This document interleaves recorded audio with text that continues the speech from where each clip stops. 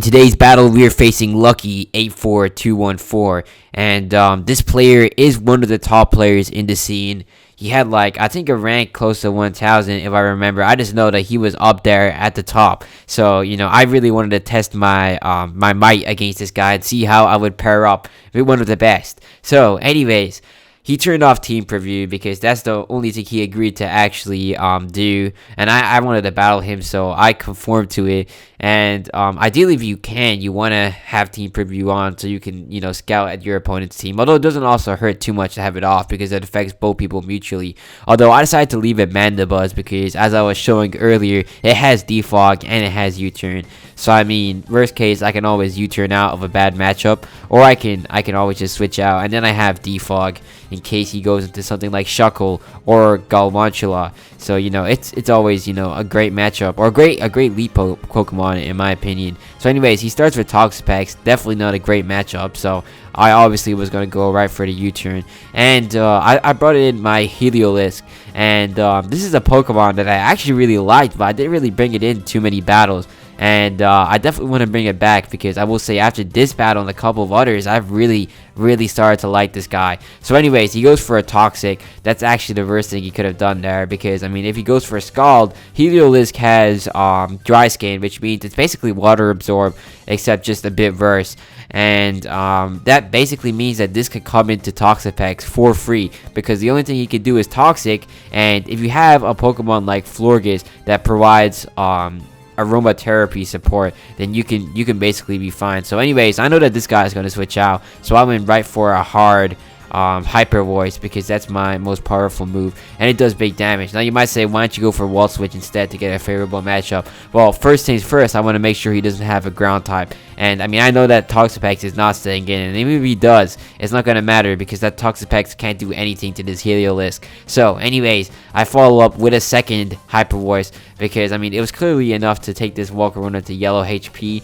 So, of course, it would not hurt to follow up once again. And, of course, this is Choice Specs, so that's the only thing I can go for. So, I went for another one. And if he switched out, he probably doesn't have a Pokemon that can take Hyper Voice too well. Because, I mean, the only things that can switch in easily are, like, Ghost types, Rock types, and Steel types. And not many of them have excellent special defense, and worst case I can always just switch out to something else. So anyways, he goes back into his Toxapex here, and I decided to go into Florgus because I don't want to rack up that toxic damage. So right here I go for an aromatherapy because I do want to remove the toxic damage from my Heliolisk, and he goes for a toxic here on the Florgus, which is a bit unfortunate, but it doesn't matter too much because, I mean, I have aromatherapy, so I can just switch out and I'll be totally fine.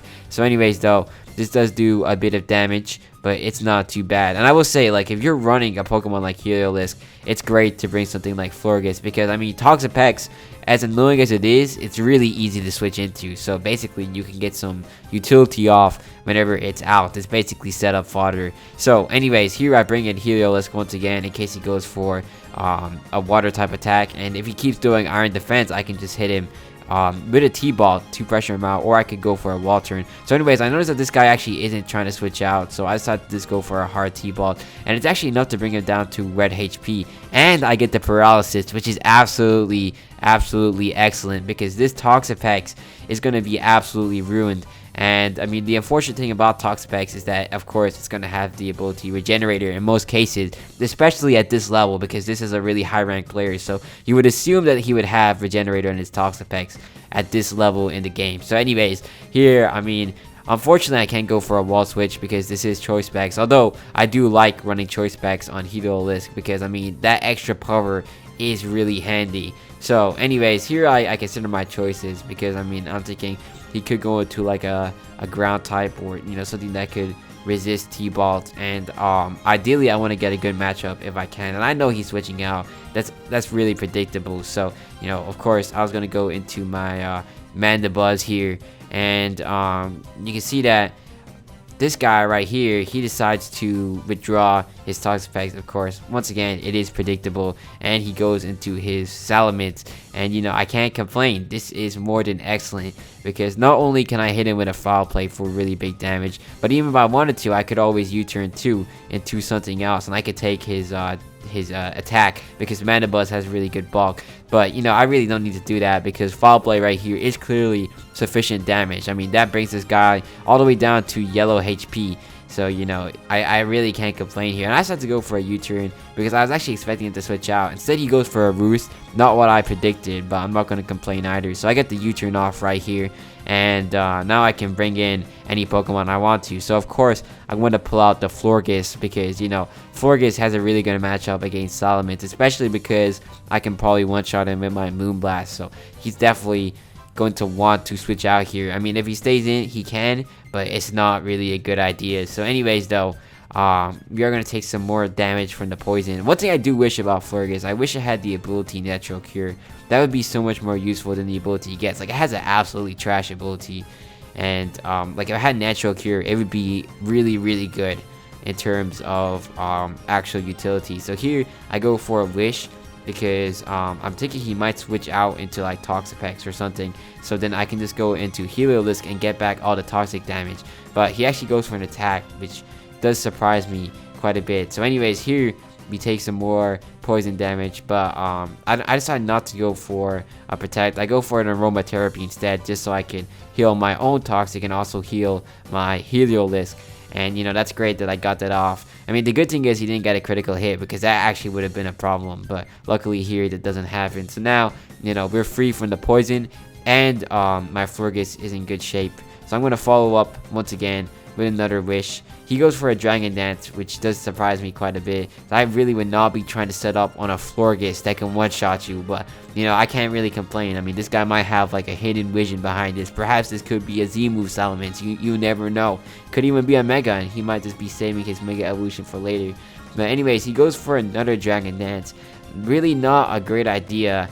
Like, once again, I mean, right here I decided to just go for a Moonblast, and that is of course going to be enough to one-shot the Salamence. There's no way he's going to take a Moonblast. So I mean, I don't know what he was trying to do with that Dragon Dance, but you know, I'm not going to complain either, because it is a free KO, and my Florus is back to full HP with my whole team healed from the status move. So really, that right there is a great situation for me. So anyways, now he pulls out a Marshadow, and I have no reason to have to switch out here, because this is a great matchup, especially because, I mean, Marshadow is an Uber's Pokemon, so it can actually be a threat to a lot of my other team members if I don't deal with it while I can right here. So you know, I want to try and get this out of the way while, you know, I can easily. So of course the Moonblast would have been a one-shot, although he does have a Focus Sash, which is kind of typical of people who use Marshadow. It's probably the best item you can run in it, other than like, you know, choice items or Life Orb. So anyways, here he goes for a Spectral Teeth, which actually does huge damage. I don't know why he didn't start with that, because he probably could have gotten a KO if he did. But you know, I'm not going to complain once again. So I hit him with the Moonblast. That's enough to take him down, although now my Florus is in danger zone in terms of HP. So now he pulls out his Kyogre. Of course, this is going to be a Primal Kyogre. It's really hard to find a top player that doesn't use the Primals in their team. So anyways, I mean, this is not great, but also not that bad, because I mean, I still have my Heliolisk in good condition, and I have my whole team, so I should be able to, you know, deal with this eventually, especially because Charizard will be able to outspeed and probably do big damage to Dragon Claw. So anyways, here I decided to just go for a Protect, just to scout out and see what he's trying to do. And he goes for a Water Spout. So of course, you know me, I'm willing to take some risks here, and because my Heliolisk has dry skin and he has the Rain Up and he's going for Water Spout, I see this as the ultimate opportunity to bring him in, just to showcase just how good of a Pokemon Heliolisk is, especially against water types. Because right here, he's going to go for his Water Spout, because of course that's the most flammable move on Kyogre. It's going to do huge damage. So you know, we get that dry skin boost, and then the Rain actually gives us some healing too. So this is really good for Heliolisk. So anyways, here now I have to decide what I want to do. I'm tempted to go for a Wall Switch, although I don't know how predictable that actually is. So I go for a T-Bolt, and he actually withdraws, and surprisingly he pulls out his Swampert. And what I will say is, I don't know why he didn't pull this out earlier, like especially when I was going for a Wall Switch and everything, because this would have been a great check to Heliolisk. I mean, you could basically get the Wall Switch immunity. That's why I was going for Hyper Voice earlier, because I was scouting out for any ground types. because I was expecting him to pull it out earlier, although he didn't. But I mean, I can't really complain either. So anyways, here his Swampert is out, and this is actually really scary, because I mean, this Swampert will be able to deal huge damage, and especially because it's probably his Mega, because I mean, his Salamence wasn't Mega evolved, and this guy is a top tier player, so there's no way he's not running a Mega. So I mean, I gotta figure out what I'm gonna do here, because Swampert can be really scary. Not only does it have insane speed in the rain with Swift Swim, but I mean, it has really high attack, especially with the rain boosting its water type attack. So I mean, I really have to be careful here, and I know Heliolisk can't stay in, especially if he goes for an Earthquake. So I decided to go into Mandibuzz expecting the Earthquake, because that's kind of predictable. So right here you can see he's gonna Mega Evolve his Swampert, and this is actually the first time I've actually seen a Mega Swampert in the scene. I don't know why not many people use it, because it is actually a pretty good Mega. I mean, not my first pick, but really good, especially in the late game. So anyways, here he goes for an Earthquake. The good thing is we predict it, and it doesn't affect us, so you know, we're straight, and we get a lot of HP back. So I'm confident that I can probably take an Ice Punch or a Waterfall from the Swampert. So anyways, here he actually goes for an Outrage. Never seen anybody run that on Swampert. I'm even surprised that Swampert gets that in the first place. I had no idea it could learn Outrage, but you know, I'm not gonna complain. But anyways, this Foul Play actually does huge damage to this Swampert. I mean, I'm kind of surprised, because I expected it to be a lot more bulky than that, but I mean, I can't really complain either, because that's a 2-shot, and Mandibuzz is able to successfully finish off the Swampert. And I will say Outrage is a bit questionable. I think he probably would have gotten a lot more off if he had like a Scald, or I mean, not a Scald, a Waterfall or an Ice Punch, but you know, I can't really complain. It is his decision after all. So anyways, now he pulls out his Kyogre, and I gotta decide what I'm gonna do. Although, I mean, now I was kind of thinking, well, he has Toxapex and he has Kyogre left. So what do I really need Mandibuzz for? So I decide, well, it's probably a good idea to sacrifice him here.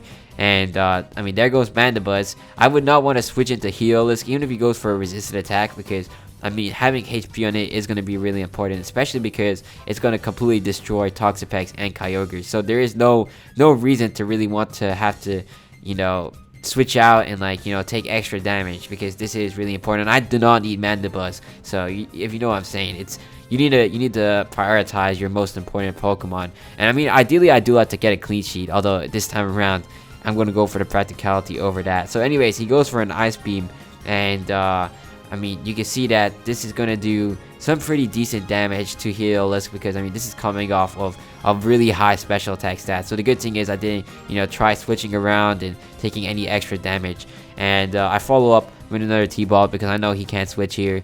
I mean, if he switched out, it would just be stupid. So there goes Kyogre. I will have to say though, it did really take the T-Ball really well. Like, that just is a testament to how bulky Kyogre is in the special defense side. So anyways, he leaves the game here, and that right there is GG. That was a great game.